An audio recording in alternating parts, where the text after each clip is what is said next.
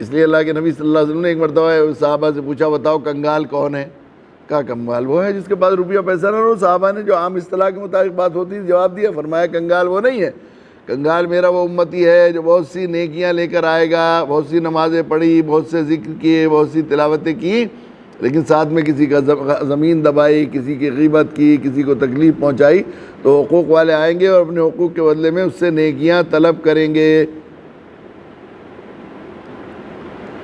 اور جو نیکیاں جب حق رہ جائیں گے، باقی یہ ساری نیکیاں ختم ہو جائیں گی، تو حقوق والوں کے گناہ اس کے ذمہ ڈالے جائیں گے، یہاں تک کہ اتنی نیکیوں کے باوجود منہ کے بل گھسیٹ کر جہنم میں ڈال دیا جائے گا۔ تو ہوش مند عقل مند وہ ہے جو مرنے کے بعد کی زندگی کی فکر کرے، وہاں کے لیے جیے، وہاں کے لیے کمائے، اور وہاں کے لیے جی رہا ہے نہیں تو اس کی پہچان یہ ہے، ایک بڑی ترازو یہ ہے کہ آدمی حقوق ادا کرنے کے سلسلے میں حساس ہو اور فکر مند ہو، کسی کا حق میرے ذمے نہ رہے، میرے ذمے جو فرض ہیں وہ دوسروں کے حقوق ہیں، میرے جو فرائض ہیں وہ دوسروں کے حقوق ہیں، میں اپنے فرائض کے سلسلے میں حساس ہوں، لیکن ہم میں سے ہر ایک کا پوری زندگی کا رخ بتا رہا ہے، محور بتا رہا ہے کہ ہم میں سے ہر ایک کو اس کی فکر ہے اور اس کی شکایت ہے کہ میرا حق نہیں ملتا۔ جو آدمی آخرت کے لیے جی رہا ہے تو اس کا تو ہر وقت یہ فکر رہنا چاہیے کہ میرے ذمے کسی کا حق نہ رہے، فلاں آدمی اپنا حق نہیں لیتا، لیکن آج تک آپ نے کسی کو دیکھا اس بات کے لیے لڑتے ہوئے یا فکر کرتے ہوئے یا ہمارے اجتماعی طور پر کہیں احتجاج ہوتے ہوئے یا اس بات کی فکر کرتے ہوئے یا ریلی نکلتے ہوئے کہ فلاں آدمی اپنا حق نہیں لیتا؟ ہر ایک کو یہ شکایت ہے، ابا ہمارا حق نہیں دیتے۔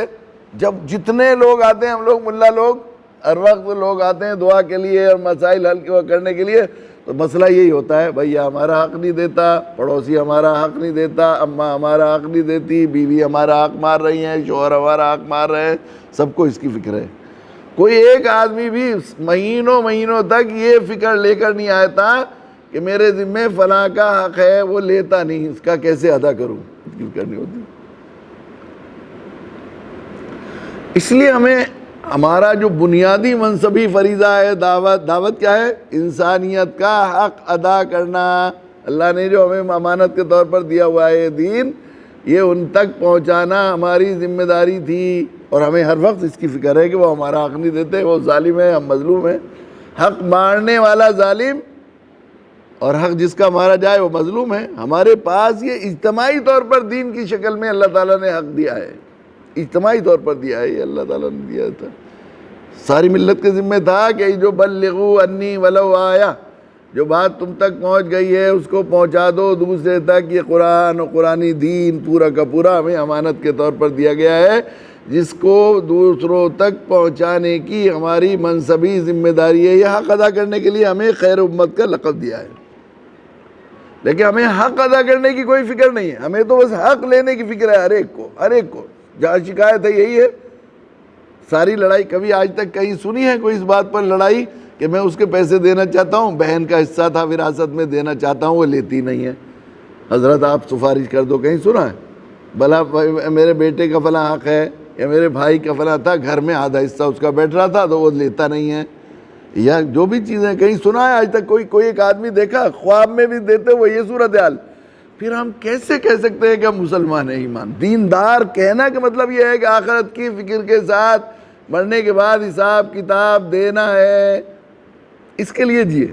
جو حق ہمارا دوسروں کے ذمے رہ جائے گا اس کے بدلے نیکیاں ملیں گی، وہ تو ہمارے لیے ذخیرہ بن گیا۔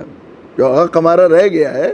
اس کے لینے کی فکر نہیں ہونی چاہیے، ہمارے کام آئے گا اس وقت جب بہت ضرورت ہوگی، جہاں ایک نیکی کی آدمی جو ہے پریشان ہوگا۔ چونکہ ہم لوگ صرف موت سے پہلے کی زندگی، صحیح بات یہ ہے کہ آخرت کا یقین نہیں، صحیح ایسا لگتا ہے، میں تو اکثر یہ بات کبھی بہت شرم کی وجہ سے جی چاہتا ہے منہ چھپانے کو، کہ ہمارے بڑوں کو تو ہر وقت یہ فکر ہوا کرتی تھی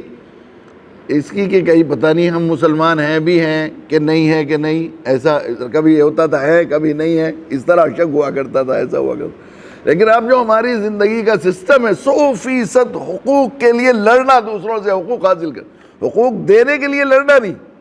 فرائض ادا کے نہیں، حقوق لینے کے لیے لڑنا، ساری لڑائی ہماری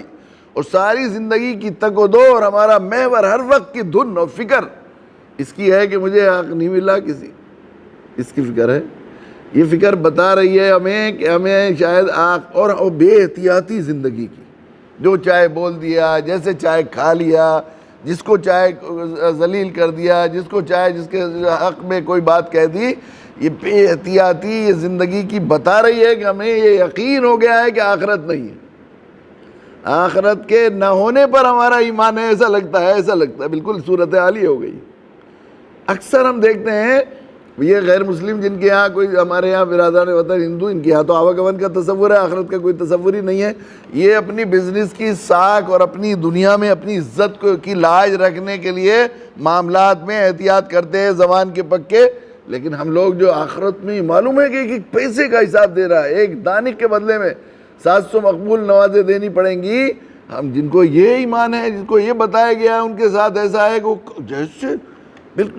جب چاہے ایک پیسے کے لیے ایمان بیچ دے، فکر ہی نہیں ہے کہ ہمیں جانا ہے۔